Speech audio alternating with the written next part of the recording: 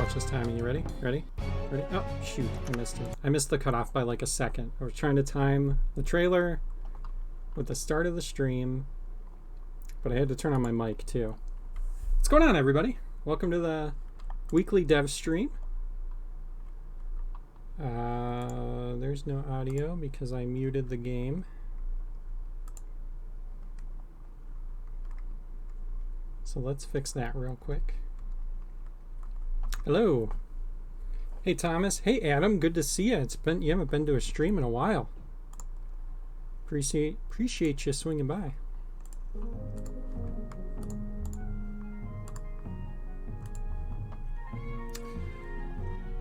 So we are kind of getting things ready for GDEX. So for those that don't know, GDEX is a indie gaming convention. Takes place usually every year, COVID aside, but they've started to partner up with Origins, which has been a really popular, long-running, successful board game convention.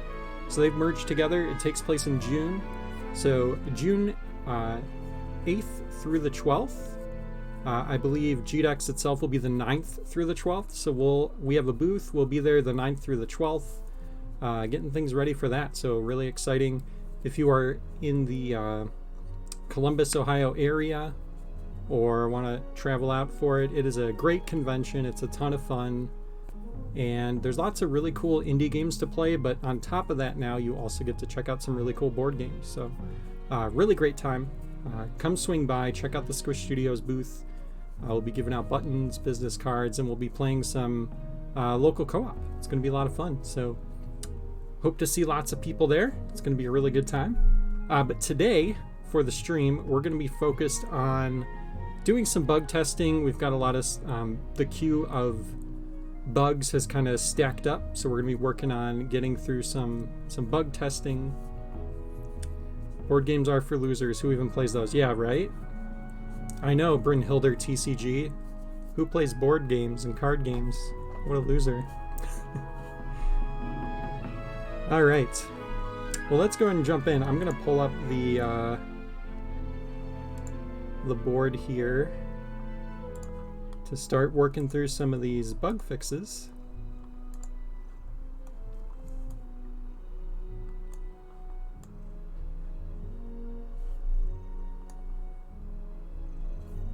Wait until we release Super Dungeon Designer, the board game. Yeah. I've actually had ideas for that. I think it would actually be pretty fun. Tile-based. When you make a game that's tile-based, it's very easy to translate that into some kind of board game, you know?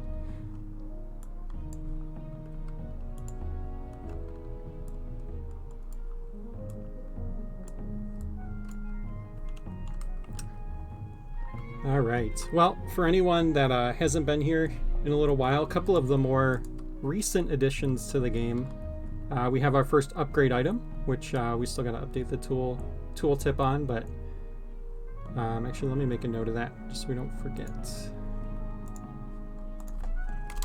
Update tooltips. Buy Super Dungeon Designer, the board game. Wait a minute, this is just Mousetrap with Super Dungeon Designer written over the box. You caught us, dang it. That'd be good. Spike Trap is what we'll call it. So we have these boots. First upgrade in the game speeds up your character. So it makes you run faster and you can toggle it on and off. And then we have the up and down blocks, which are really fun. So you can toggle those on and on. There's no linking involved. It's just universal. When you hit this switch, any blocks that are up go down. Any blocks that are down go up. Something like Carcassonne. I actually have never played Carcassonne, and I just picked it up for the first time, so I actually own it. I'm excited to play through that. Because I've heard only amazing things about that game. Like, a lot of people say that's their favorite board game of all time, so I'm excited to check it out.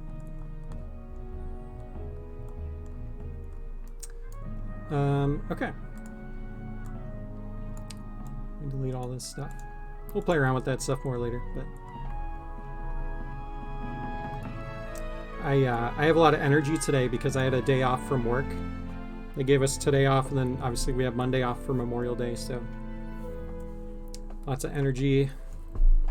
I did stay up late though watching Obi-Wan. So far, really liking it. A good show. Woo, weekend! Alright, let's see here. What do we got on the bug list?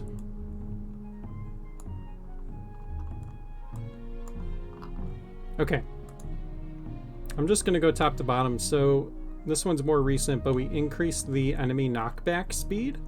So this was something we've been wanting to do for a little while, kind of play around with more of the values and stuff, because we kind of just put in default ones and kind of just kept it that way. So we increased the knockback speed. We're going to see how that feels and see how it feels gameplay wise, because we might want to make some adjustments. So let's get a good setup here. I'm going to start with just the slime.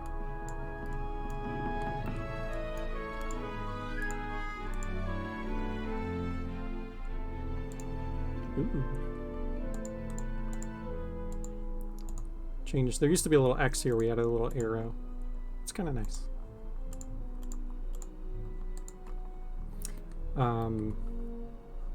Okay, so yeah, so enemy knockback.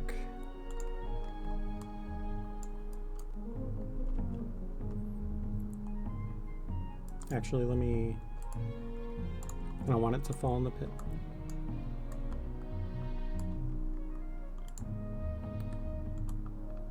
Oops.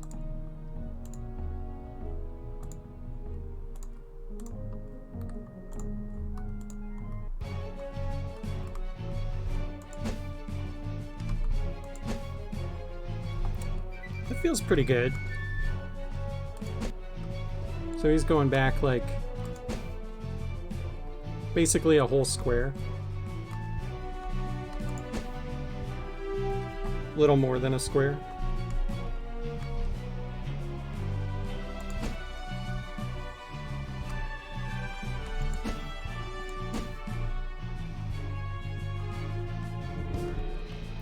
He's moving back the same distance, just faster. Okay.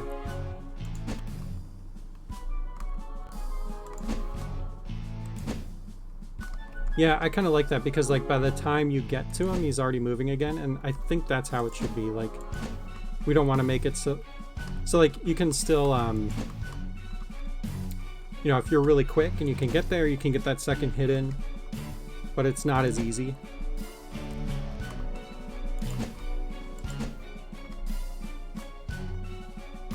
Feels pretty good. I'm reporting you to people for the ethical treatment of slimes. You know, it's worse with the blue slimes because the blue slimes run away from you. Like, I feel very guilty killing the blue slimes.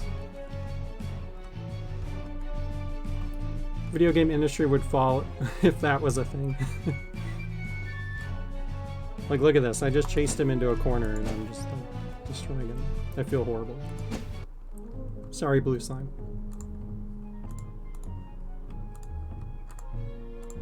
Who's the real enemy here?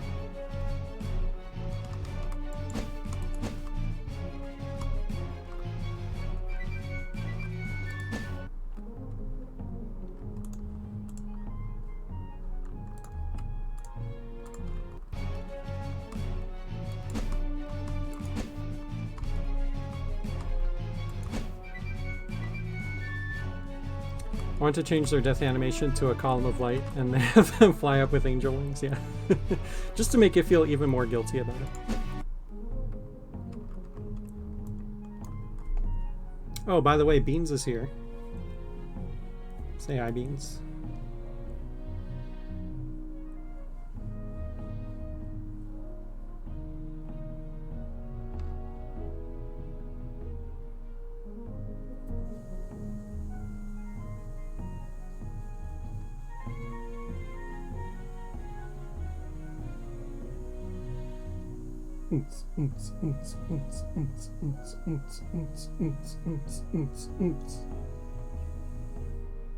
All right, enough torturing Beans. Sorry, Bean.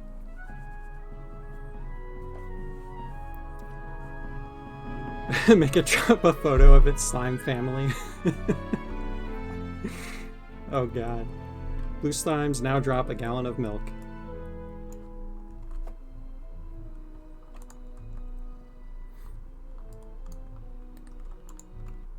Alright. So far, I feel like the knockback's pretty good. Like, the speed feels pretty good.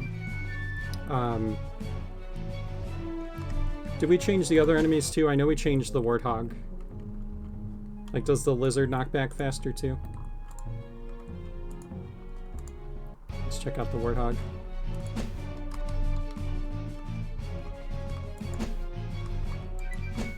Ooh, yeah, okay.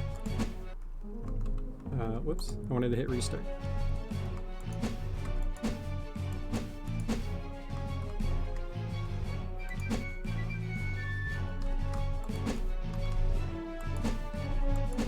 They're all set to the same knockback speed, but it's not working for ghosts. Okay.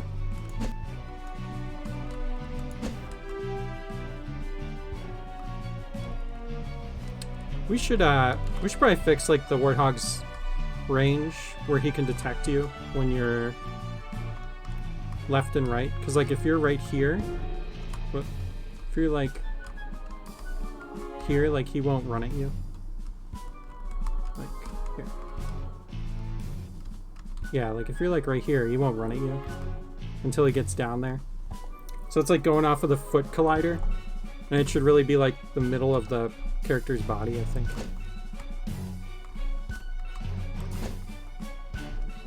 Okay, cool, yeah, thanks. The sunlock needs to be shorter, I think. Okay. The surprise on the warthog's face when he gets hit. He's like, the audacity of this hero.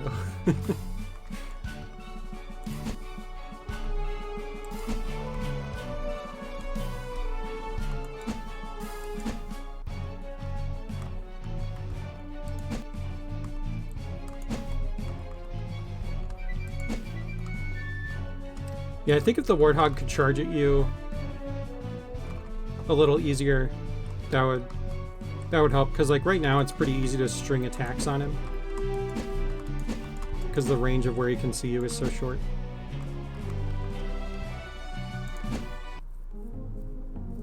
Yeah, the knockback feels pretty good, I think.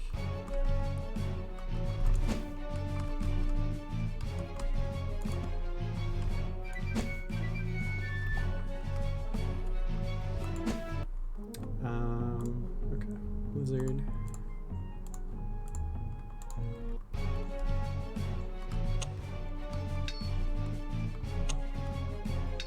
The official name is Warthog right now. He looks more like a pillow slime, yeah. He kind of does.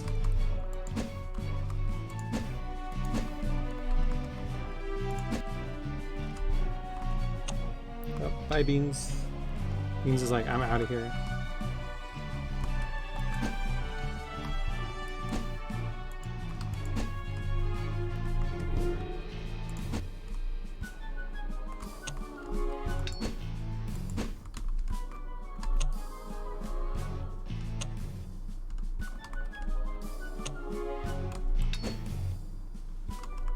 Okay.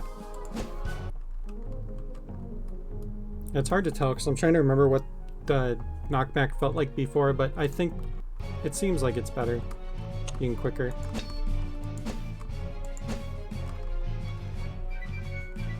I wonder if we should try lowering the temporary invincibility a little bit too, like shortening that just a little bit. Or not the temporary invincibility, the like the reaction time. When's the next open beta? Good question. So we are going to run a open playtest during GDEX. So 2 weeks, we're going to be having a open playtest. So you'll see more posts about that really soon, so we start to advertise that. But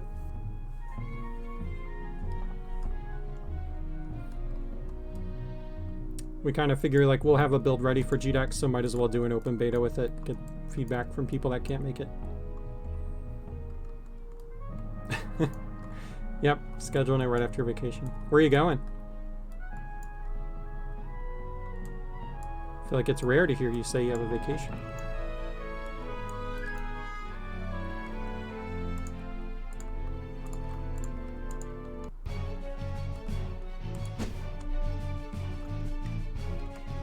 Yeah, for the bat, the knockback's not as important because it dies in one hit.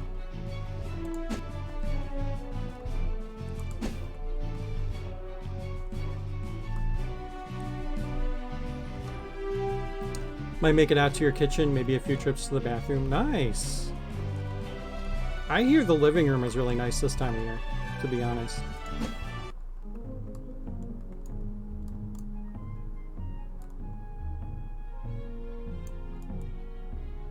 Exposure to COVID last weekend put a wrench in things, yeah.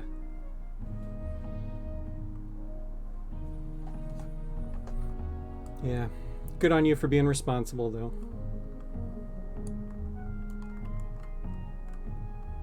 Glad you haven't come down with any symptoms. That's good.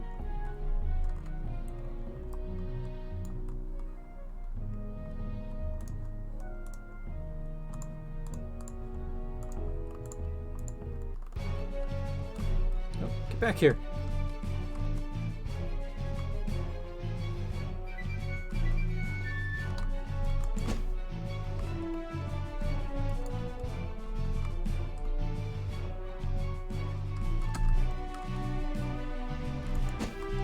Oh yeah, the knockback isn't working at all on the ghost. That's weird.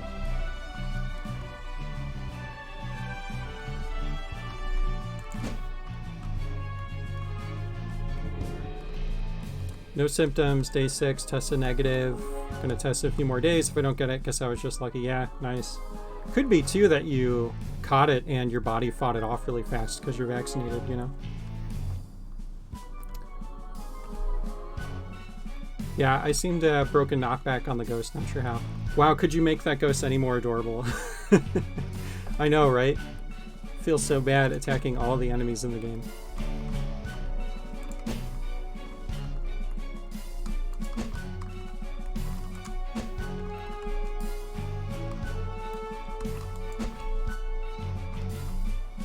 It even has the 3 face.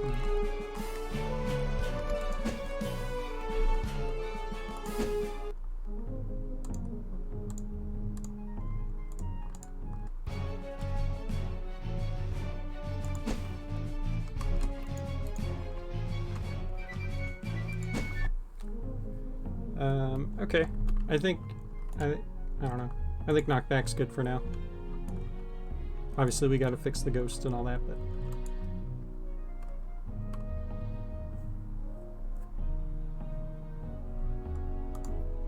Seems good. I'll keep playing around with it though. Add shadows to pots and skulls. Okay, so this is a little one, but we put shadows under the pots and the skulls because I didn't have them before. I feel like a halo on a ghost is redundant. Yeah.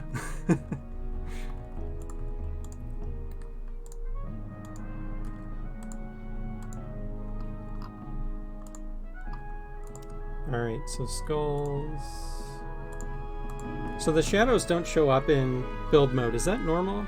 Do other things behave that way? I'm trying to remember.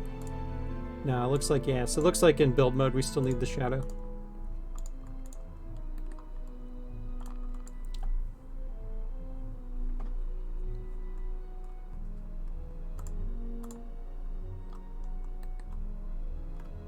You'll get those copied over. Okay, cool.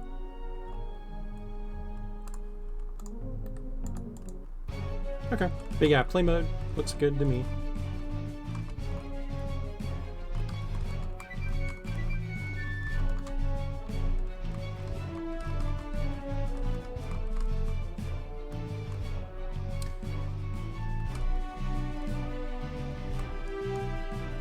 Yeah, Thomas, I think we should just make left alt a toggle for now, for the boot, instead of holding it.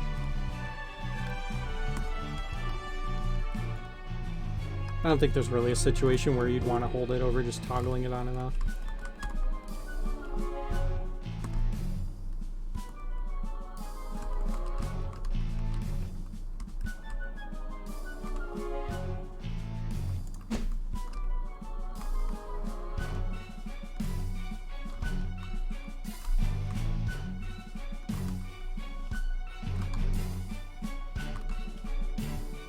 Well, yeah, okay. I think we can, maybe we'll do it like we had talked about, like, let's have left alt toggle it on and off, but then we'll have another button that you can use to like actually hold down a run if you really want.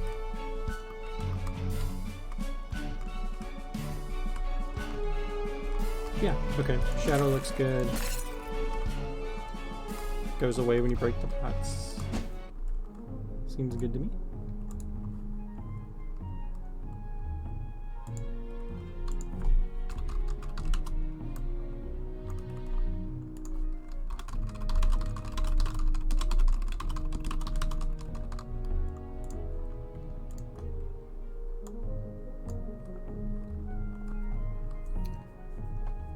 Make that a preference in options or something. Yeah, let the user decide. Yeah, I was thinking like we can just give both options and then,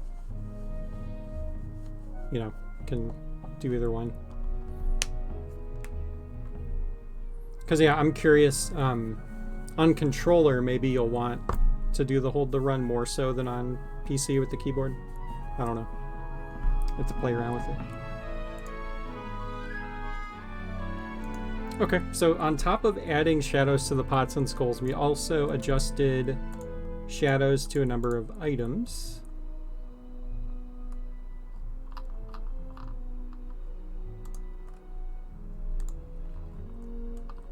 So it looks like quiver.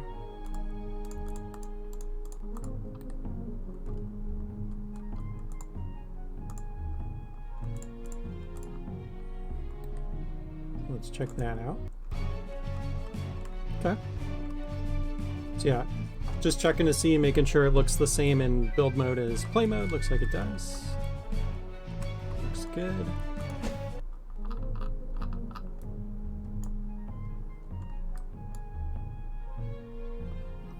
That's a shadow, all right. Bomb bag. Bomb bag seems good.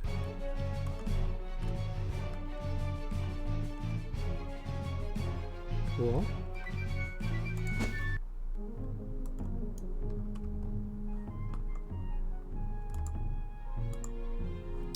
The map.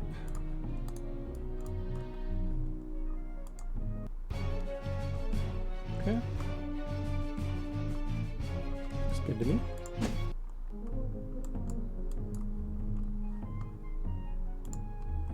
And the monocular.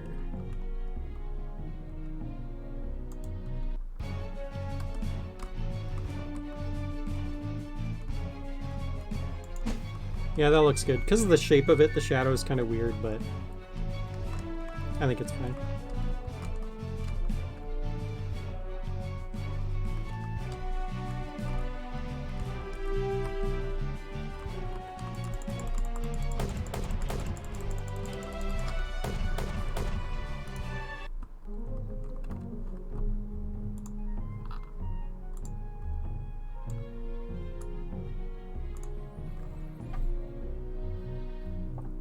Alright, interactions when spawning on a block.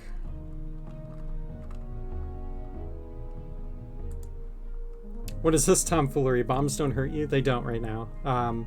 We actually have a card to implement bombs hurting you. But as of right now, they do not.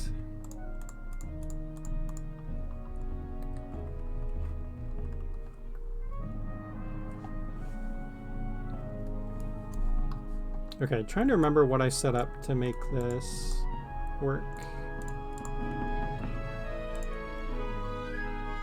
Oh, that's right. I think I just had something like this where it was a switch.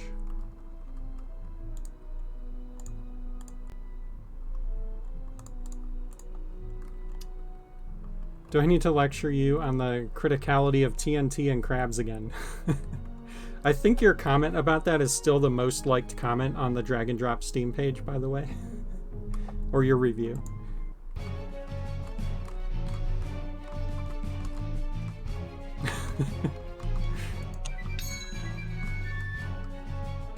Oh, cool. I didn't know you fixed this, Thomas. That's awesome.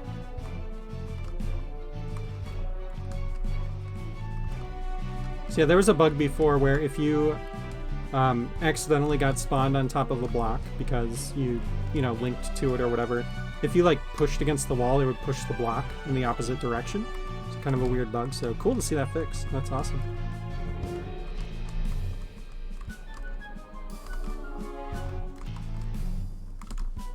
Okay, so if we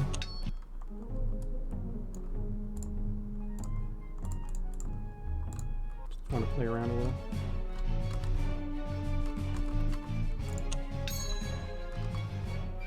Push in any direction, can we make it move? No? That's cool.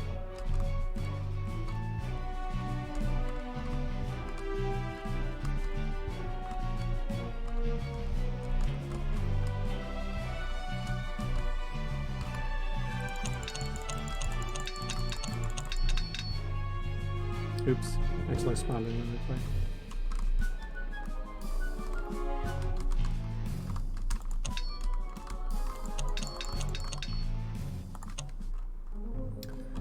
Alright. Cool to see that fixed. I'm trying to think what else we could test here. That was really the main thing, was just when you ran towards a wall, it would push it. I think I'm cool with just calling this closed, and then if we see anything else come up in the future, we can reopen it, but cool to see that fixed. It's awesome. Those shouldn't spawn if they aren't added? What shouldn't spawn? Oh, the players? Oh, yeah. Interesting. Yep, there they are.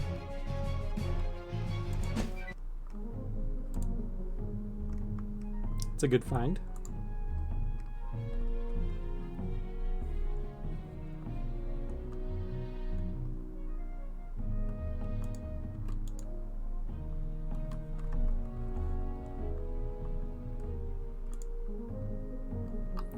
Okay, so we have a card for the up and down blocks, and we have already kind of tested this out. We've played around with it actually at a couple streams now.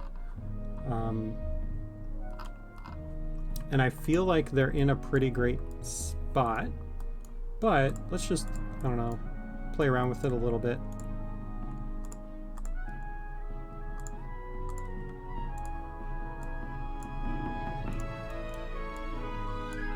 But unless something broke recently, I think these are actually in pretty good shape.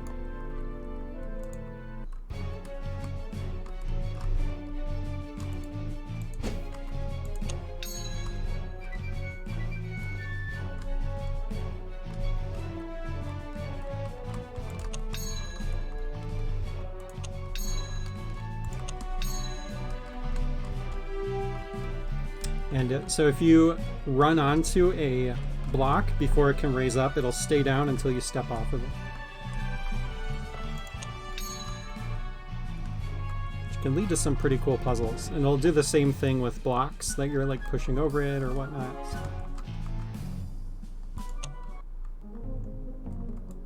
So if you need to like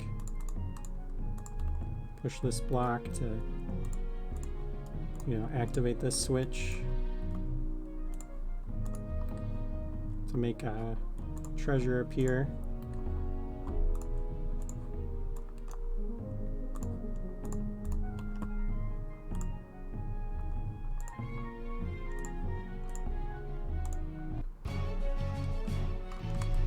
So right now I can't push it on there. Goes down, I can go like this, then I can hit that. Now I can push it here, and now I'm trapped. So it's perfect.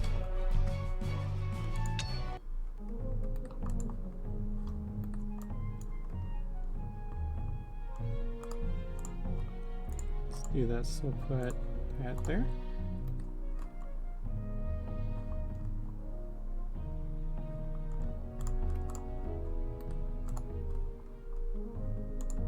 I think that'll work.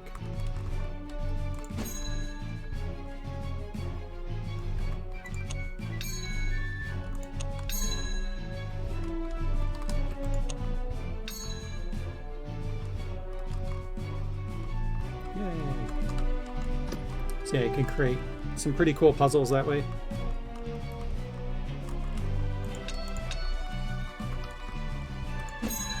We actually went back and forth for a little while about how we wanted to handle, like, if something's on one of these blocks when the switch goes off. We were like, oh, it'll just raise the player up so they'll stand on top of it and whatever's on it. And then we ended up landing on deciding that it stays pressed down. And I'm really glad we did, because it gives the up and down blocks some unique puzzle making elements, because you could pretty much do the same thing before with spikes to kind of like block things off, but now, like, because of this, they have like something really unique about them. And yeah, it works with enemies. So like I had a example dungeon where you had to like guide a slime through the path to, like, you know, keep the blocks down. It was really frustrating.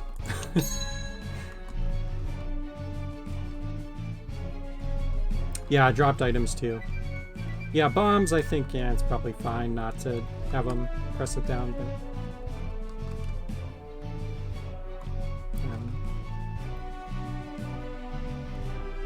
yeah, the dropped items is kind of interesting, because when you push a block, it will push items, right? So, like, if I have a sword here, and I, you know, hit that and go like that, that's going to stay down because the sword's on there.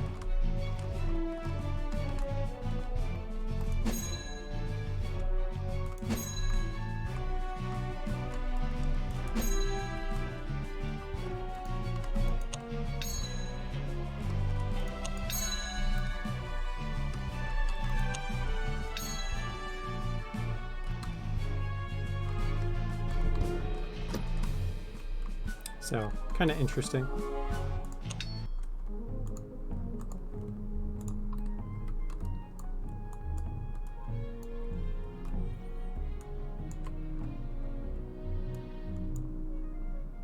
Yeah, these are cool. And we already tested, they work universally throughout the dungeon. So if you put them in another room and you hit a switch, they're gonna raise and lower in that other room. Should they be able to be pushed into raised blocks? Probably not, but... because yeah, it does look a little funky because they get pushed like under the block.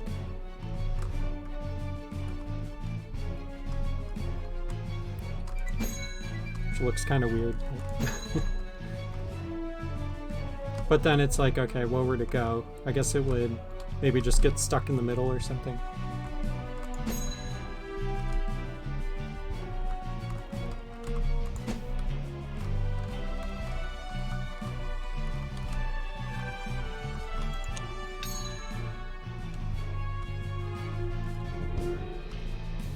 Yeah, I don't know. What do you think, Thomas? Is there like an easy way to make it so it doesn't get pushed underneath the block like that when you push an item?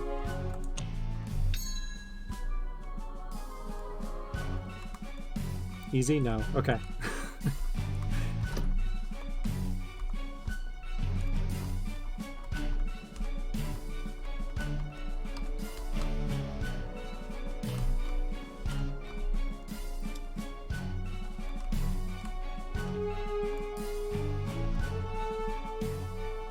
Run into what is allowed to go inside of raised blocks. Why isn't this block allowed to be pushed in? Yeah. I think, what does it do with enemies? Curious, don't remember.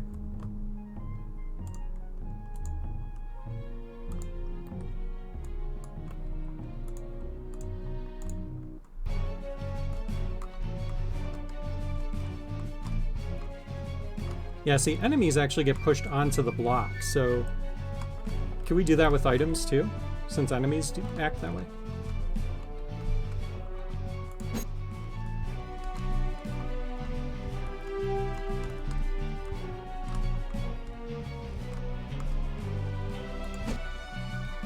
Maybe. Okay.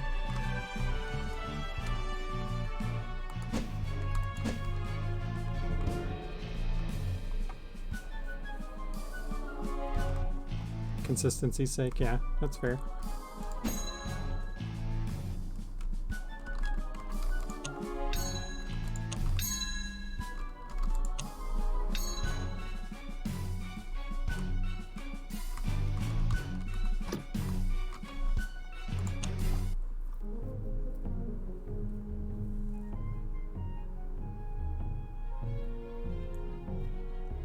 Or in the slime's case, if you push a block into it like that, I'd expect it to die, get squished. Yeah.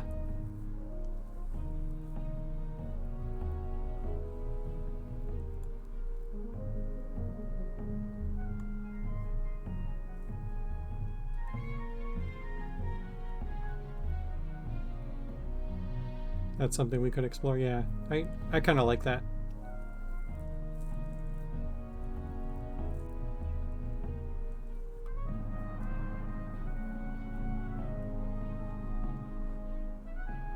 Like the enemies would die if they get squished between something. Which would be kind of cool, because you could even make some puzzles around, you know, using blocks to kill enemies.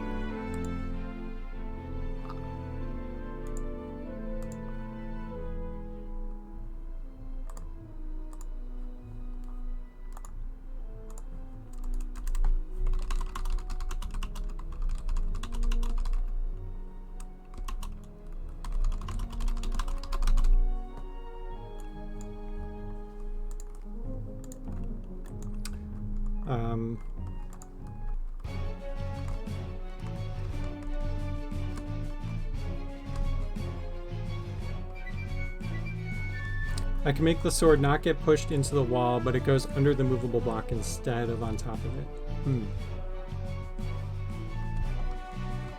Yeah, it'd be nice if it could just like get stuck like right here, like right in between.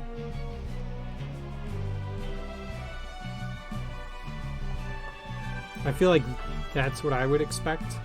Like if it was on top and just like right in between the two.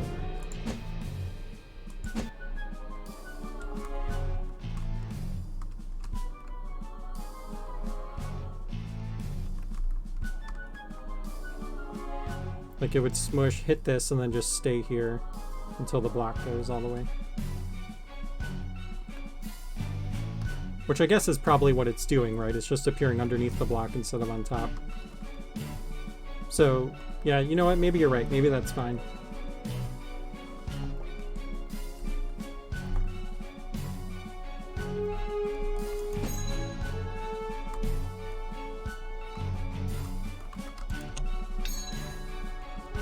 Yeah, we'll have to play around with it and see how that feels if it's underneath instead of on top.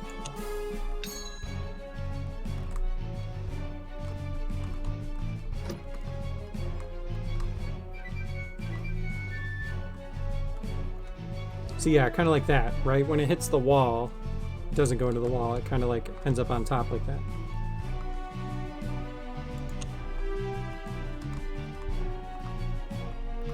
If it's drawn over the blocks, it'll be drawn over the player too. Oh, yeah. Well, did you see how it did with the wall? So when it goes into the wall, it actually gets pushed on top of the block there. So if we could have the blocks and other things react like the wall does.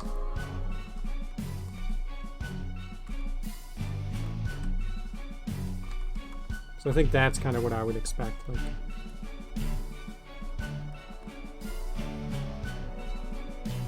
because then you could still pick it up too.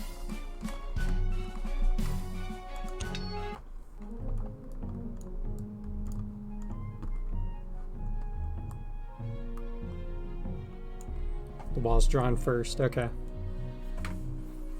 I gotcha. It's a weird layering thing.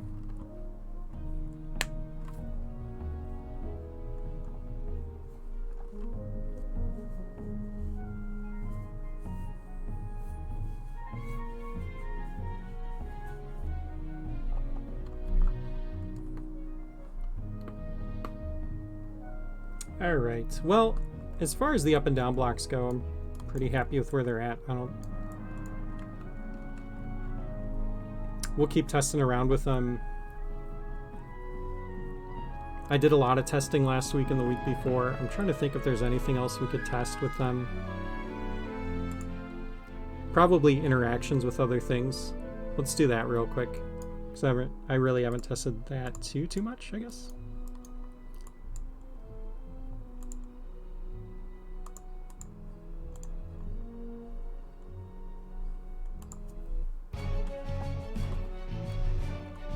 Thanks, Adam. Appreciate that.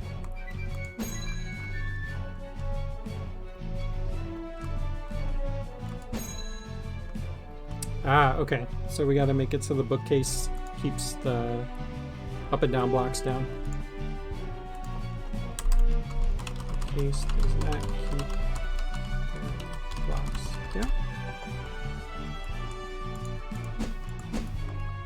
All right, let me test other things. Let's see if I, yeah.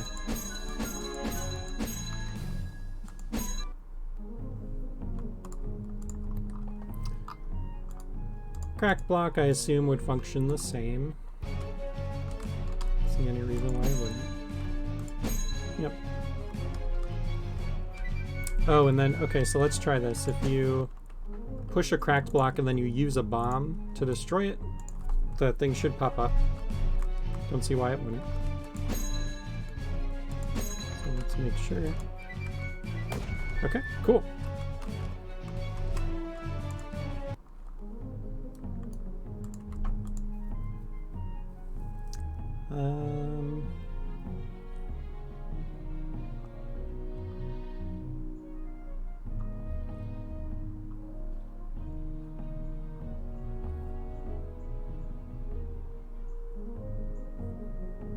What else?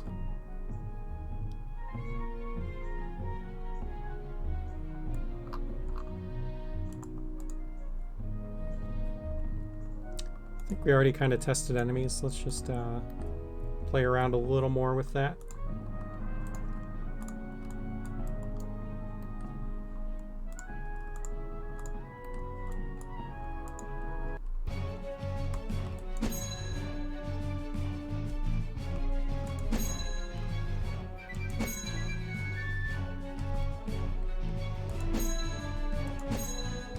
That's actually kind of cool with the Warthog because it keeps charging at you.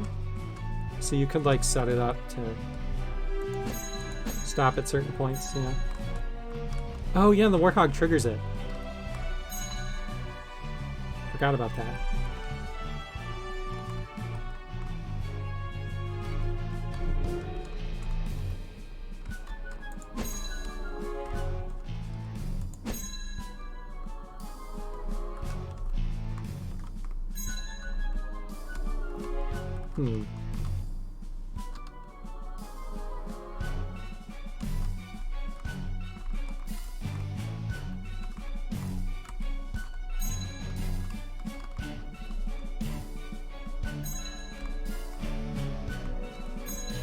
Seems like he's triggering it from the top. That's a little weird.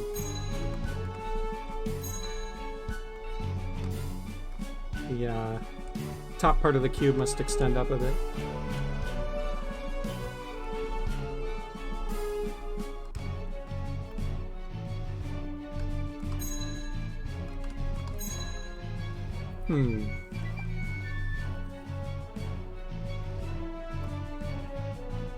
I guess that's probably fine. Well, maybe we should change that.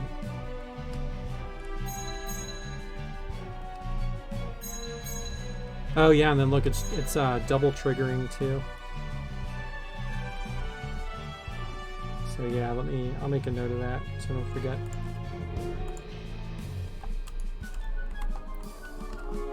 Warthog can trigger up, down block from one tile above it from left, right. Okay.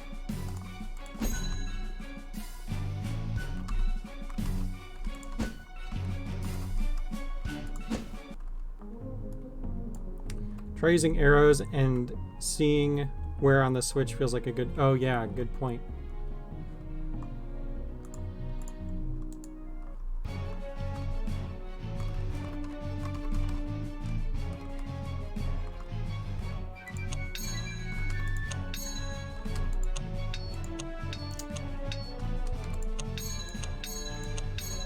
Yeah, it's... For the arrows, it makes sense because the arrows are higher up, I feel like. So I think the arrows are good. Because that looks like it's hitting the cube to me, for the arrows. For the Warthog, it's a little weird because you would expect him to be like charging behind it, you know? Just like the player is right now.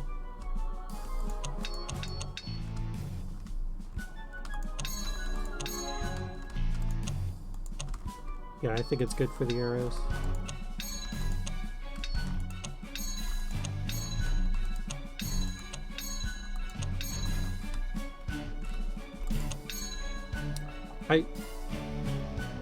Super Dungeon Designer 2 is going to be 3D. Yeah, it should be.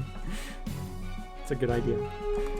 I think 2.5 is the worst. Yeah, trying to like create our own perspective is weird. I think the arrows hitting from the bottom though should probably hit the cube and not the bottom of the switch. But I don't want that to mess anything else up.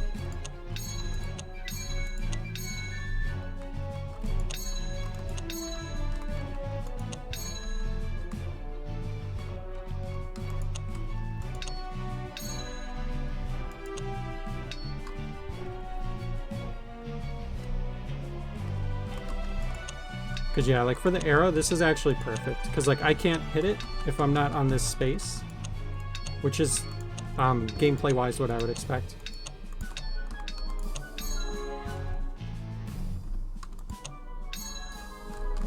Like you have to be on that space. And I think that's really great for puzzles.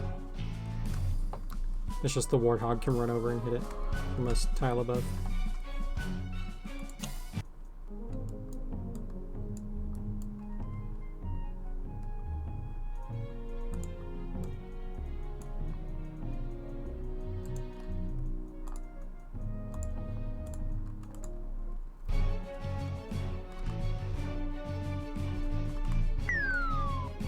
That's interesting. He didn't hit it. I guess he has to be a little lower.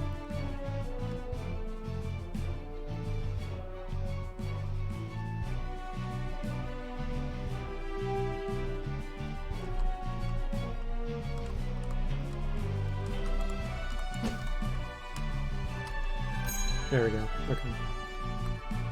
Yeah, so it has to be... Okay, yeah, and then like when he...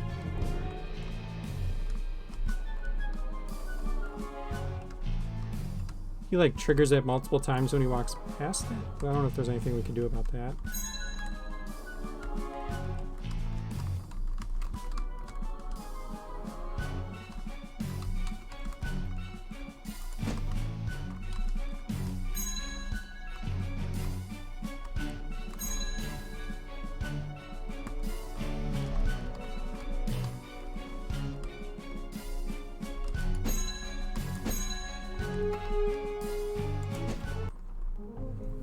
Okay.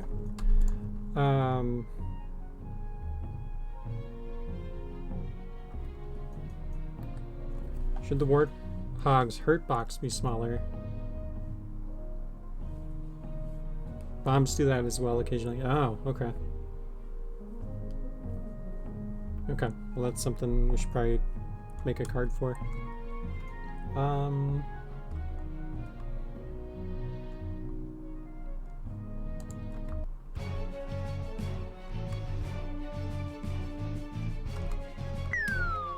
I feel like the hurt box is probably good.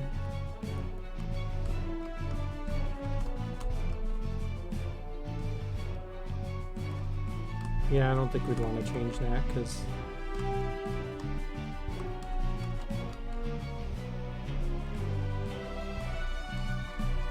yeah, that would mess up some things, I think, with how it like hits the player.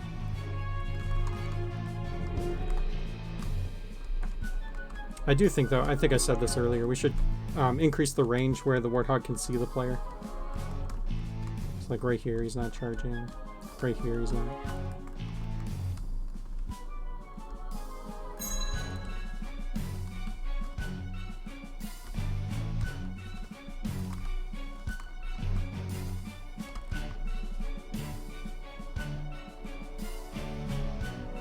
Maybe we should move the switch down so that the top of the cube isn't going off.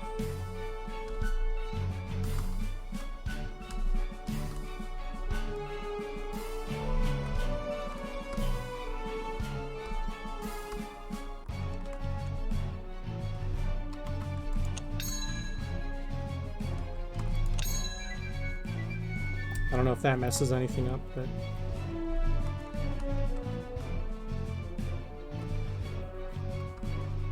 Like if we had the switch's base at the bottom of the tile here,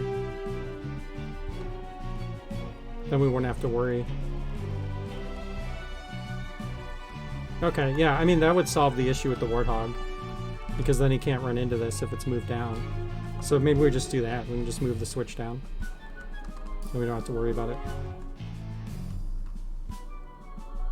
Yeah, not that far down, but just enough so that this isn't sticking off, right? I think that'd be cool.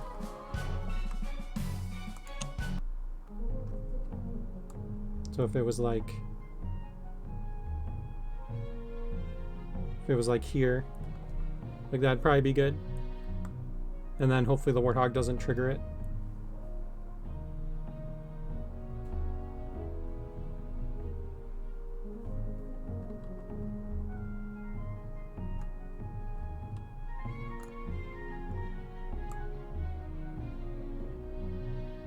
I think maybe about there, yeah.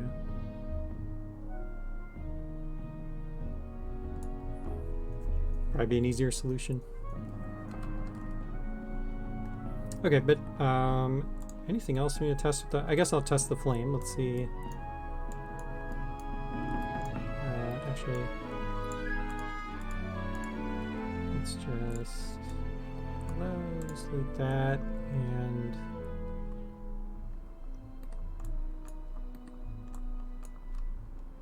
put some flames out.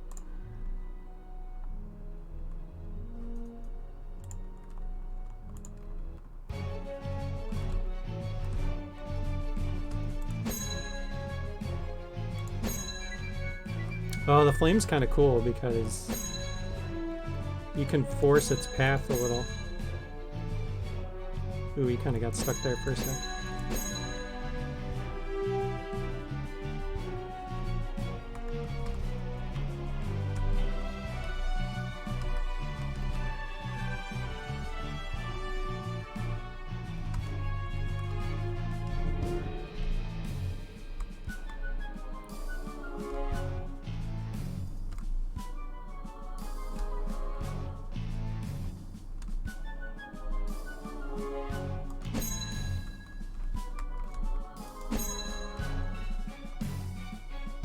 Whoa!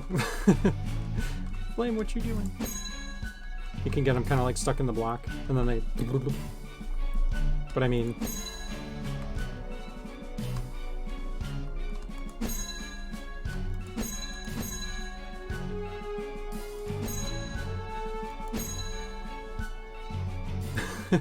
Flame, relax. Hey Adam, welcome back.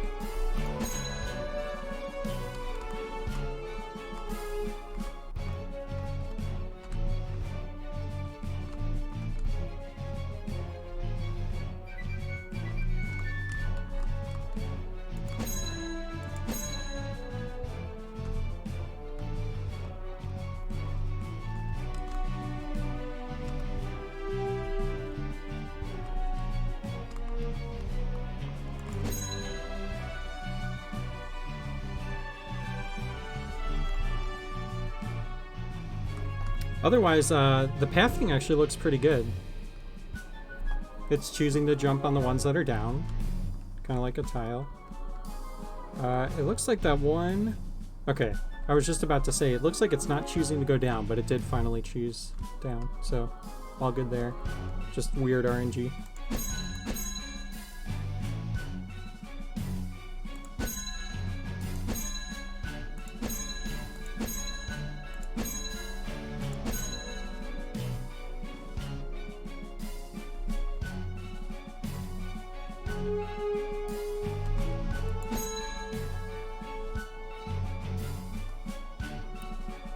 Yeah, the freaking out's kind of interesting. It doesn't really break anything, just a bit of a weird visual glitch.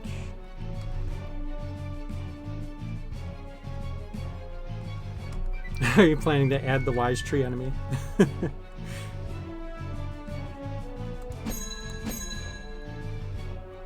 That'll be a boss. Kind of like the tree from Kirby.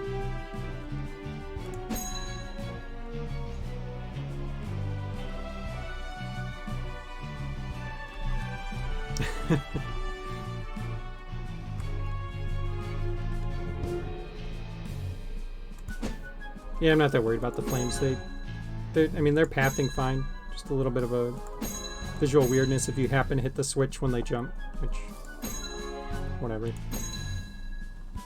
Not that big of a deal.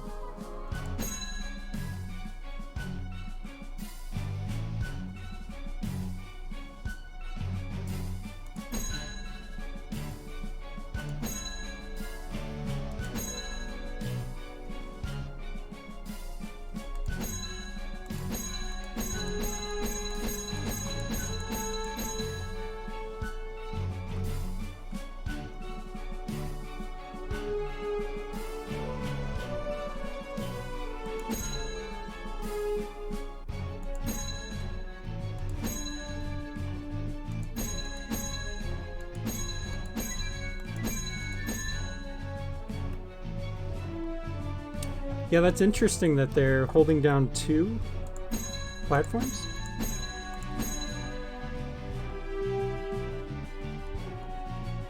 I think maybe it has to do with the diagonal jump or something.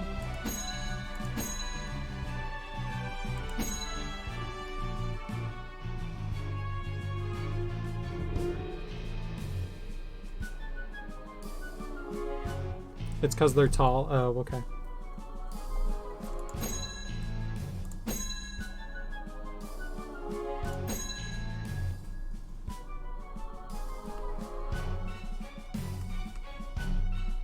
What are these raised blocks made of?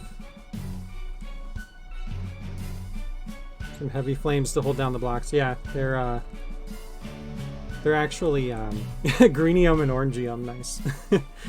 Yeah, they're actually pressure sensitive blocks. So when they feel pressure, they immediately go down in order to protect their integrity so that they can't be degraded by over time.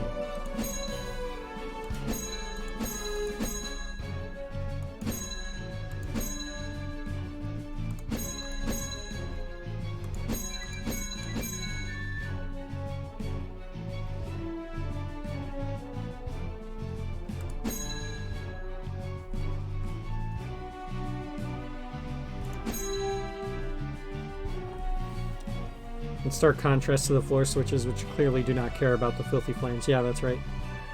Very weak motors. We really cheapened out on the material here. Yeah.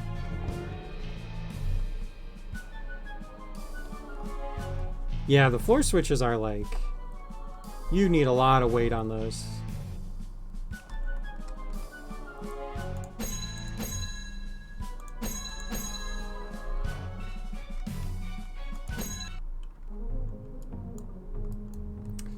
Okay, I think we already tested like bats, I think, and how they fly around them. So I think we're good. I'm gonna call up and down blocks a success and move that to closed, and we'll, you know, continue to play around with them. If we find bugs, we'll find bugs and get that figured out. But I think we found some good stuff to at least work on. You know, we'll make a card for moving this down. So I think this being about here will solve the problem with the Warthog. The Adventurer just assumes the raised blocks are impregnable, but they're actually just styrofoam. Yeah. Exactly. Alright, here's a small one. Update checkpoint menu image. So the menu image of the checkpoint tile didn't have the whole thing, or I think it was a little funky. I don't remember, but this is what it looks like now. Looks pretty good.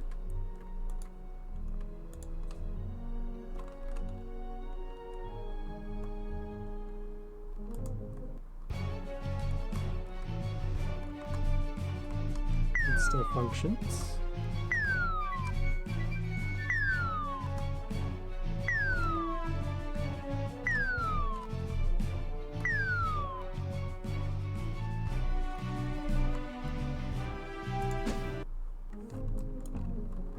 Okay, cool.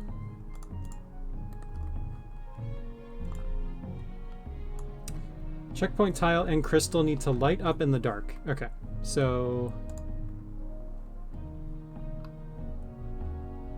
crystal. What is crystal? Is that the up and down block switch? Want the light to slowly turn on, but if you could review the size, shape, position, that'd be appreciated. Okay.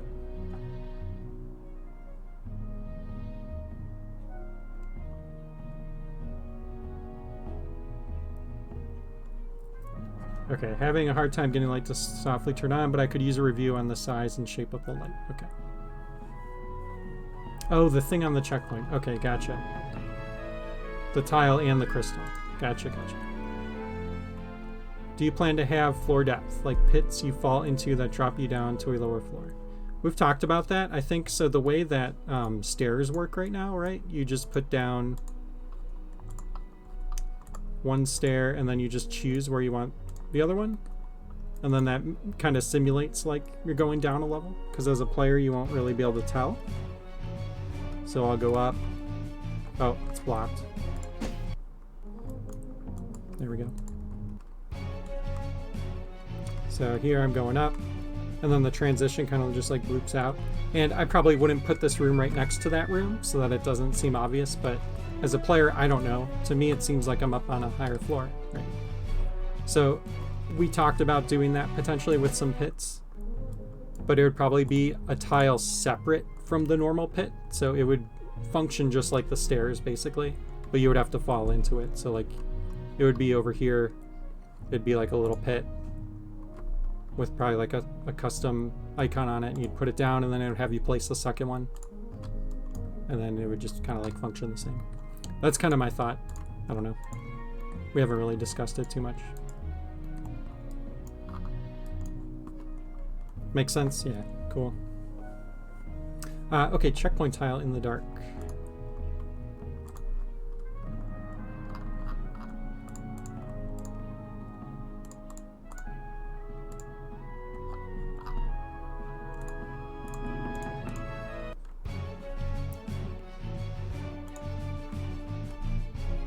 Okay. So as of now, not lit up because I didn't stand on it yet. So we'll stand on it.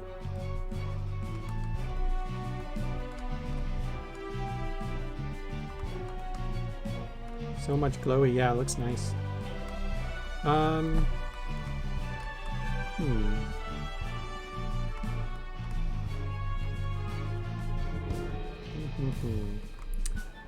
wonder if the light should be a little, just a little bit bigger.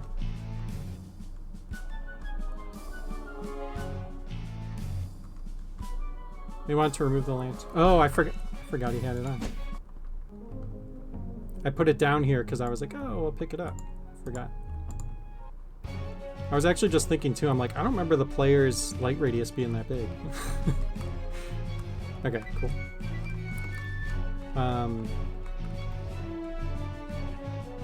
Yeah, I feel like maybe it should be just a little bit wider.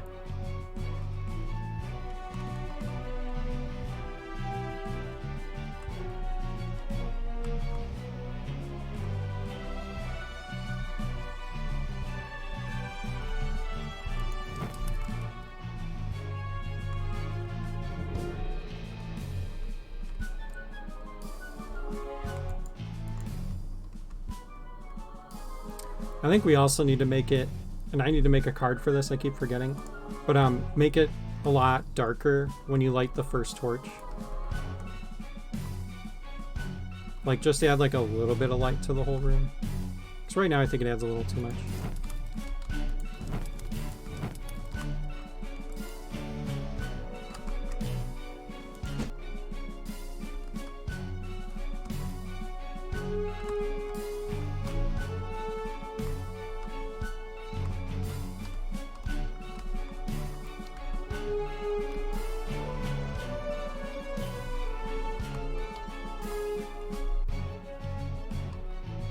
I appreciate that the wall scones increases the ambient light by like 50% or whatever, but for jumping fire enemies give nothing except a small candlelight radius.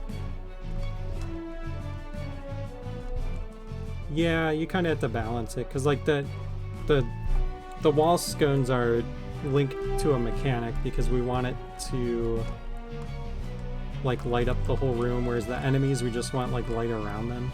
We probably could increase the light of the flame enemies a little bit. Yeah, I know. I know, you're right though, like, it is a little odd.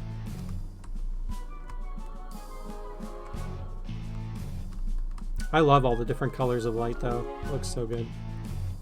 Especially when you like change one of these.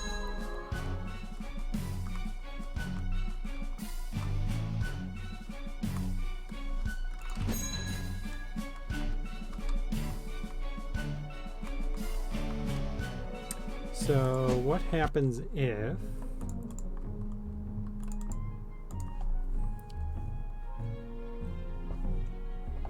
10% increased ambient light? Yeah, for the whole room. We could. That was kind of, I guess mechanically we were thinking that would be a unique thing about the torches, is that they're the only thing that actually increases the light of the whole room. Yeah, I don't know. We could try that maybe.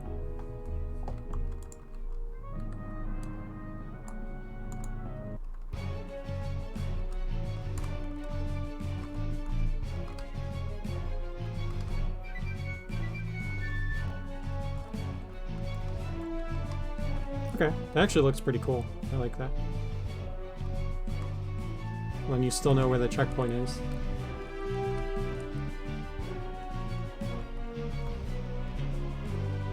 What happens when you die? I don't remember.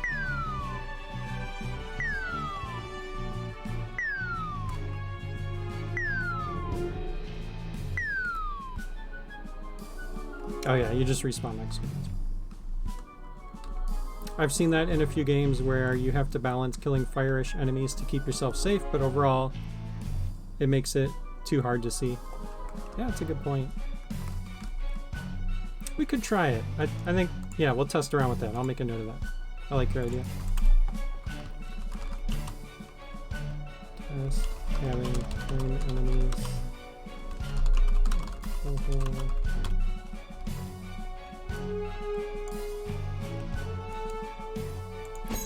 What just happened where?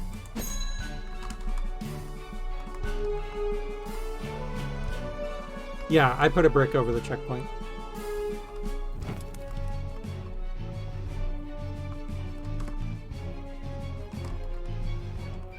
I wanted to test how the lighting looked.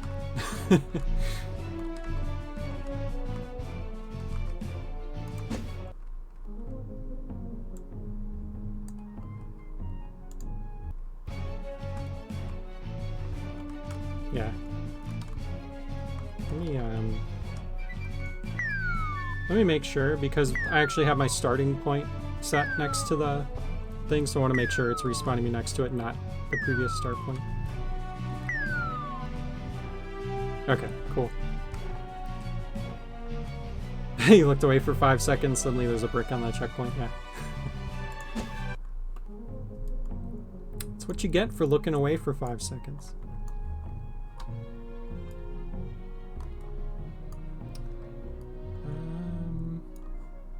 Okay, what was I testing? Oh yeah, the checkpoint tile. Looks good to me. I think we just need to increase the light a little bit.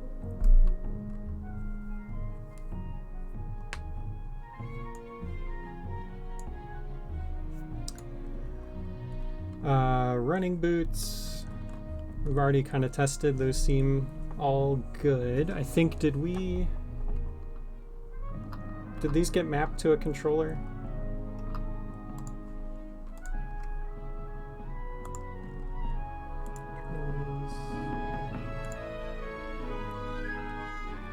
Oh, I guess I have to have a joystick connected to remap a joystick.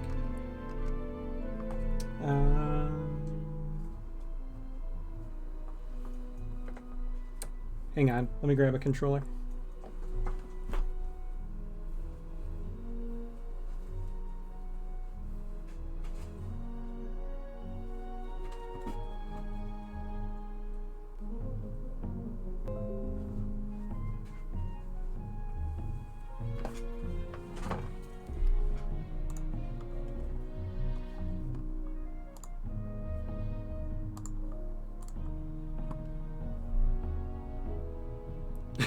Quick beans, now is your chance.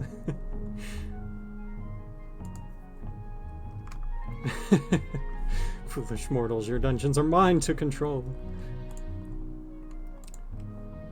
Yeah, we should see it on here, right? Okay, yeah, so sprint, walk, hold. Yeah, so we have no toggle yet. I think we should definitely have, we should keep this. And then also add a sprint, walk toggle. So we have both.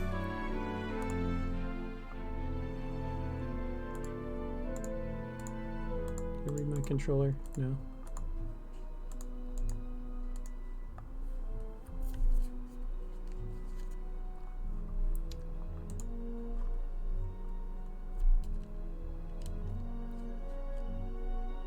It's kind of weird. It like said my controller was paired, but no, there we go. Okay. Remap joystick. Okay, so sprint is not set to anything by default. So we might want to set it.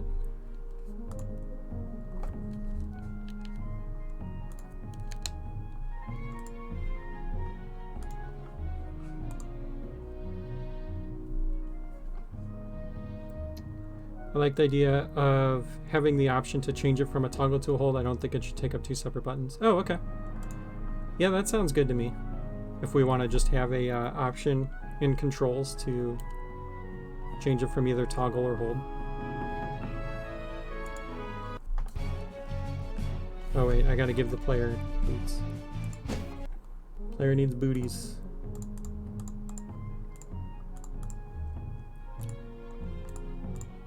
Oops. Okay.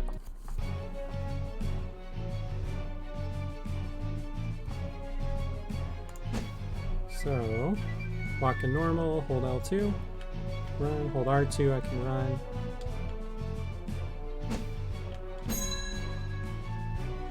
It definitely feels better on controller to do the hold. So I could see a player wanting the hold on controller. But I think even here, like a toggle would be nice. I don't know.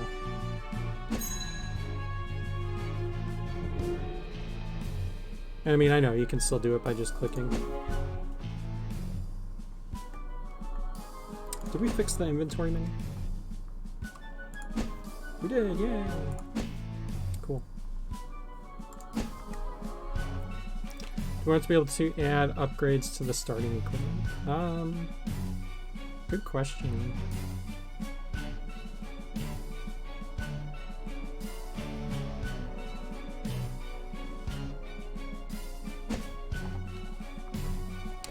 There was a point a little while back where I was like, man, maybe we should just get rid of starting equipment. Like, I don't want to do that, but there was a point where I was starting to feel that way, because I'm like, man, you can just like set the items down next to the player, like, but like I love it for adjusting the hearts and all that, so I'm not suggesting that, but yeah, we could, I guess we could let the player. Actually, no, I don't think so. I think we make it easy and just, it's an upgrade, we'll just have it, so you gotta pick it up.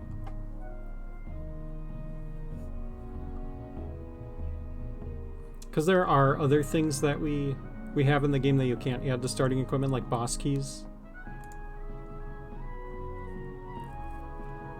I think it's probably okay to not have the upgrades there.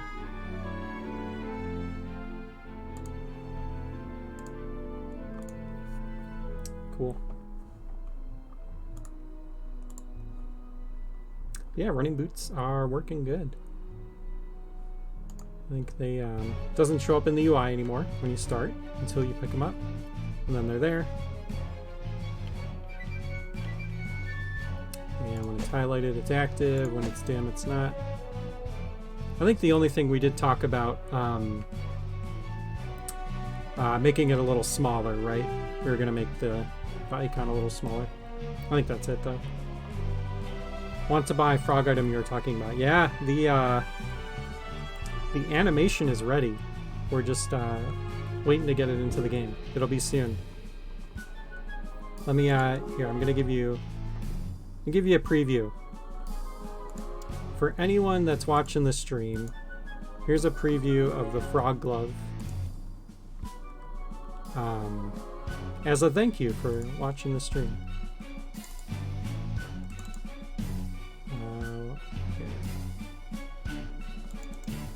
Start items.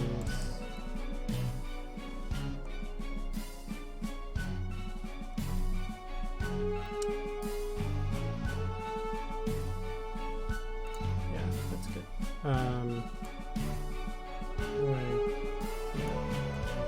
Add image. Okay. Browse. Okay, here it is. So, hang on. So this is the concept art. Oh, am I only sharing STD? Wait, can you see this? You can see this, right?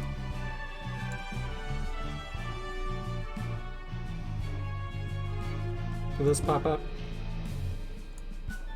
Okay, so this is just the concept art. We do have the actual art for the item. That's kind of the idea. It's a little frog glove. He's got a tongue. He'll help you to clear over gaps and things, similar to like the hookshot type item in Zelda.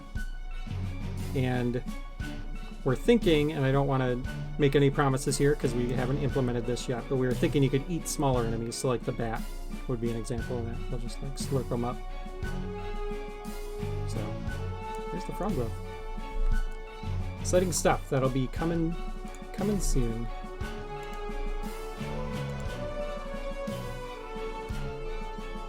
What about fire? Can you eat fire? I don't think frogs are known for that I know of.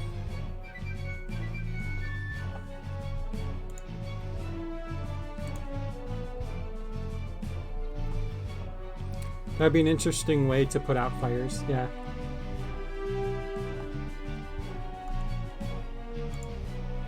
But yeah, running boots I think are good. I'm gonna close this for now. We just need, do we have a separate card for making this smaller? Maybe I'll make a note so we don't forget. Make upgrade icon in play UI smaller.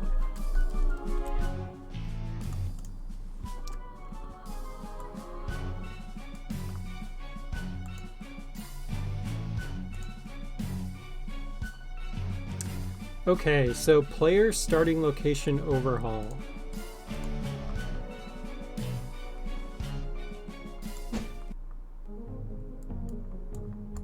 This one's kind of big. So previously, when you wanted to place a player's starting location, you went to the enemies tab, and all 4 players were here, and you picked where you wanted them to go.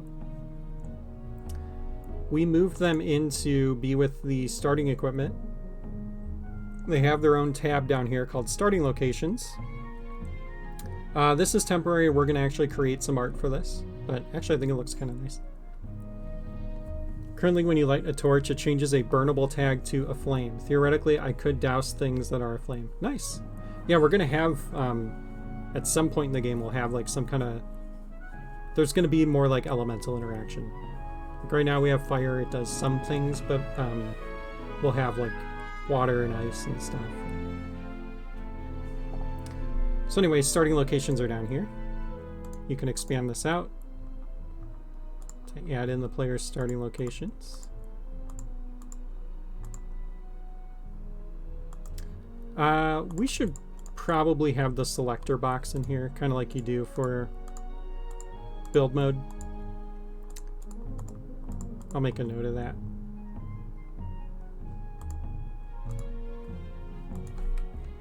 Add selector box to starting locations menu. Yeah, so if I want to place player 1 around, I can do that. I get elemental reactions, Yee's interacting with Babas, etc. Yeah, exactly. I want to put player 2 down, I can do that. Player 3, player 4. If I put them on top of each other, they will spawn on the same place now. So this is new. So before we weren't able to do that. So now I can move them around as a group. So player 1 and 2 will spawn here. Maybe I want 3 and 4 to spawn here. I can do that. And then if I want to separate out 4, I'll just click on 4 and click somewhere else. Oh yeah, we got to make it so you can move them into each other.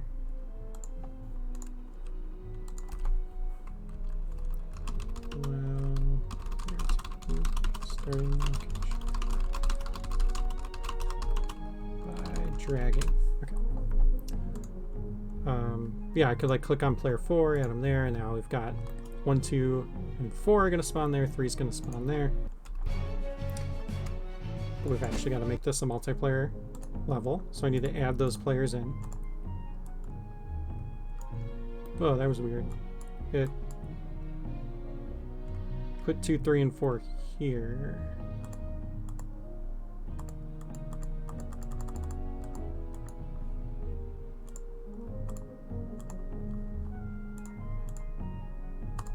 Okay, so when you add them all in,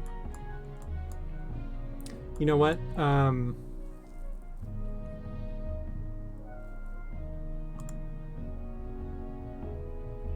Should we not have the players appear in this menu until you add them? So like if I remove a player, should it remove player 4's starting location?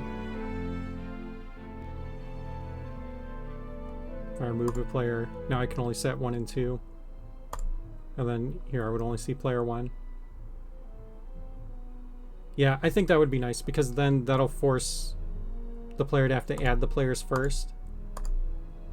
And that way you avoid a situation where I put down all these players, I hit start, and then I don't see them, and I'm like, what's going on? Okay, I'll make a note of that too.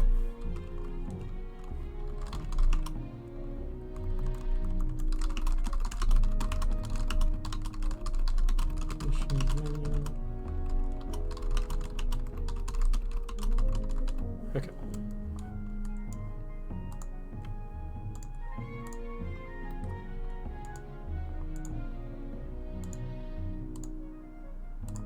Yeah, and that'll fix that weird bug too of them, like if I already have the locations down and then I add them, though. Now it won't fix it if I like add them and then remove them. Oh no, yeah, it will, because it removes the starting location when you remove them, so. Yeah, I think that would be a good enhancement. But yeah, so assuming we have 4 players in, we want like player 2 to start there, player 3 to start here, and 1 and 4 to start there. You hit play, and they'll do that.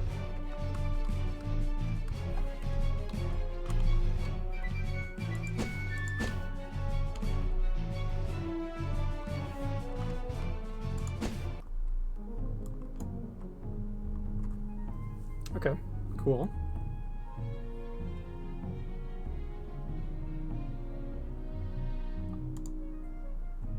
Now let's say we mark them as not required. So it just starts player 1, then we add them in. Okay, yep, they start where they should. Beware the Lynette clones, for they are many in one. Yeah, it's going to be nice when we have the character customization in the game. So we can have some unique attributes. And just for representation too. Different skin color and all that.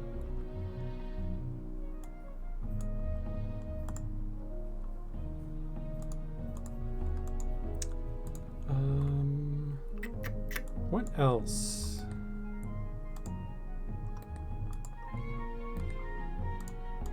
I guess I think I'm good with where the starting location stuff's at right now. I can't think of anything else to test. And then once we update this, I'll test it again, just to make sure it's good. So I'm happy with where it's at right now.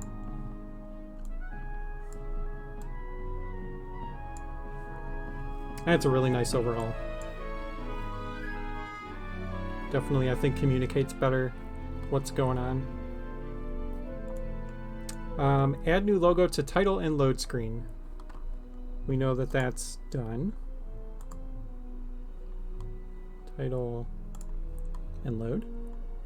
I don't think there's anywhere else where the logo is used that I could think of.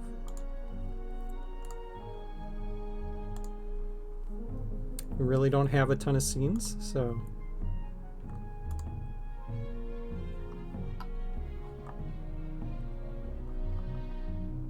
yeah, I think we're good. I'm gonna move that over. Speed up the fountain and chest opening animations a little bit. Opening animations? What's an opening animation? The first screen when you first start playing. Oh, yeah. Well, that's a load screen, right?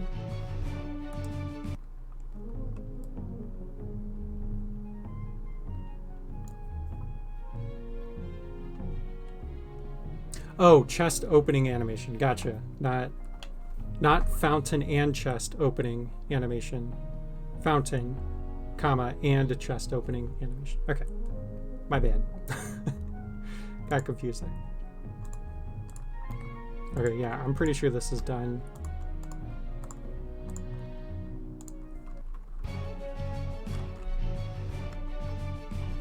There's a title screen that then goes into the main menu. Oh.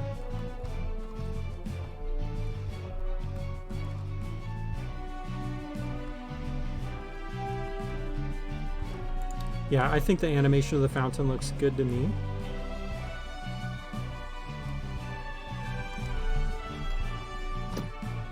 Yeah, I think this is fun.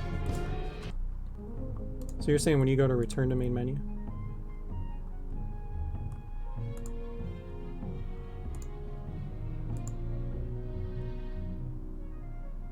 There's a title screen that then goes into the main menu when you boot up the game. Oh, when you boot up the game. Okay, let's see.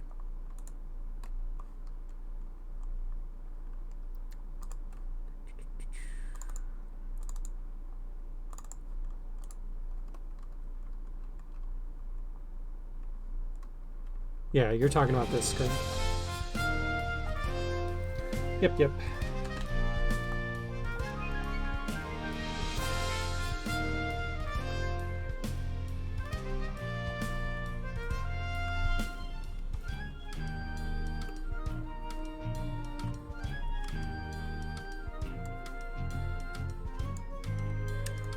Okay, and then the last bug to check out, it says update starting equipment window UI in build mode.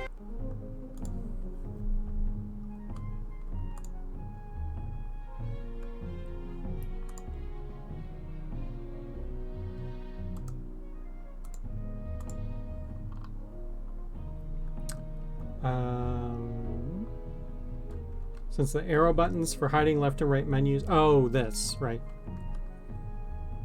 are hardly used, let's get rid of them and add that functionality to a keyboard shortcut. This could also be used to hide all UI elements in build mode. The way it could work is the first key press hides the side menus, the second hides the rest, and the third brings everything back. Okay, so before,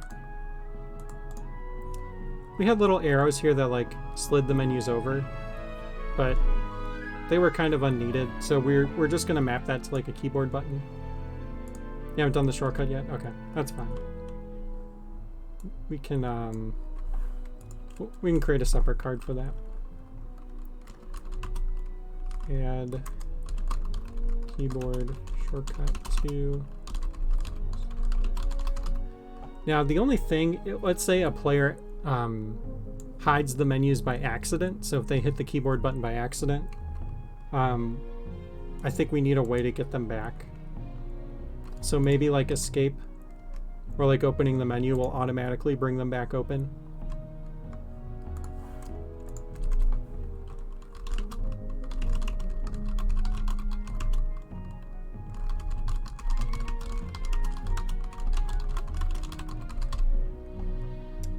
Do you think that's a good idea? So like if you accidentally like were just tapping on the keyboard and happen to close those menus, then you're like, oh crap, how do I get them back? As a player, you're probably gonna like hit the menu button and look for an option.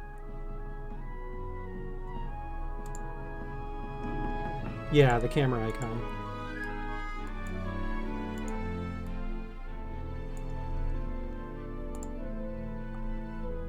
But that hides the entire UI, right?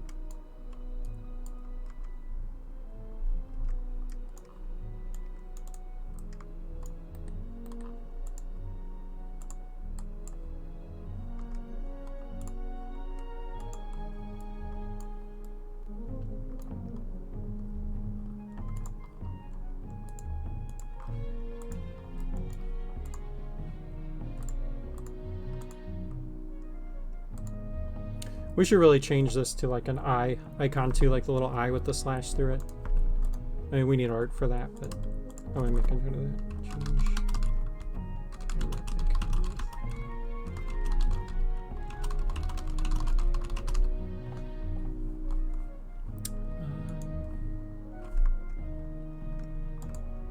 Yeah, okay. We can play around with it once we have the shortcut in there and see what'll work.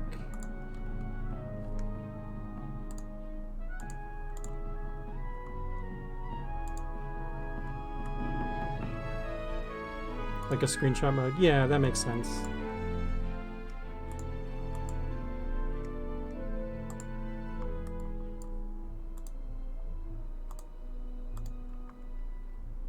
Yeah, I guess you're right. We'll leave it for now. I like that because it sort of answers the question of why you're doing it, because the player might hit that and be like, oh, the menu went away, why would I want that? And if there's a camera icon, maybe that'll hint to them that it's screenshot mode. So, okay. Yeah, we can leave that.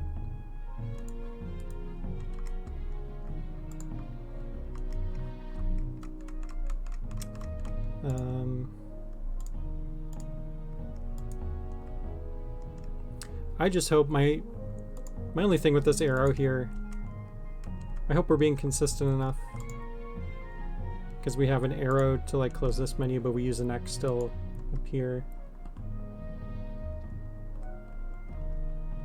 Probably fine since it's a different type of menu.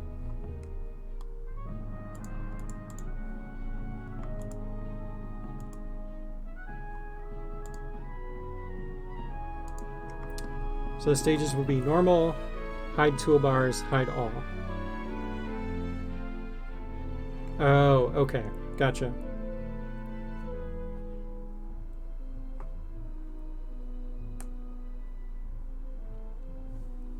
Yeah, I don't know. I wonder if we're trying to solve a problem or like provide a feature that people don't even want, but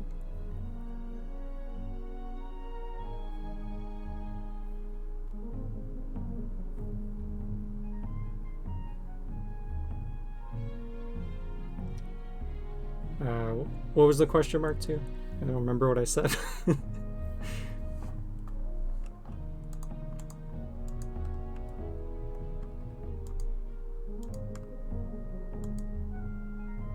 Lowest priority right now? Yeah.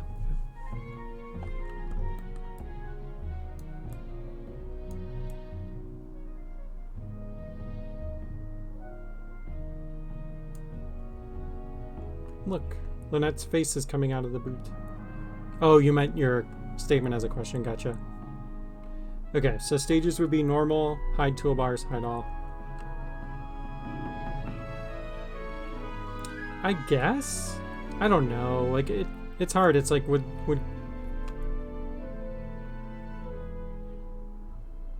still getting used to talking via stream versus Discord. Yeah. It's weird because it's like, I don't know, would the player ever want just the toolbars hidden? I guess, yeah, I mean, I guess if you're like, I don't know, trying to resize a room or something, or move your dungeon around or something.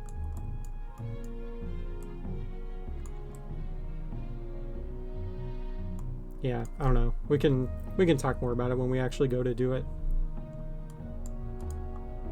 Not a huge priority. But yeah, I think it looks good for now in terms of the starting equipment arrow. Can get some feedback on that, see? And that's the bug list. We got through it.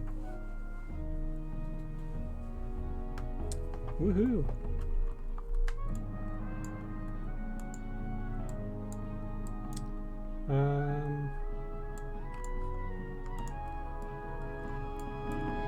Yay!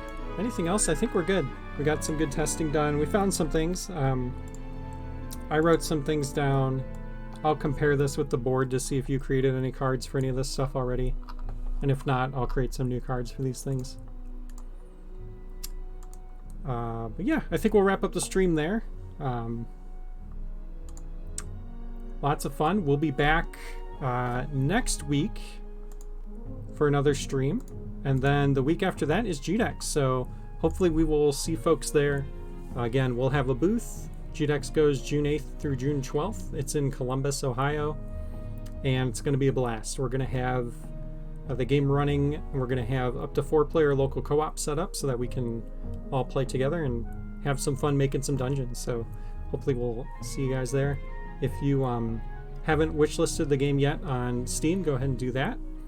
And also forgot to mention, we were recently approved to develop on the Nintendo Switch. So we're going to be looking into getting a dev kit and getting some development done towards the Nintendo Switch version. So no release date set yet for the Switch version. We're still going to come to Steam Early Access first, but we'll be working towards getting the game on Nintendo Switch. So exciting stuff. I think the game is going to do really well there, especially with the 4-player local couch co-op and all that. And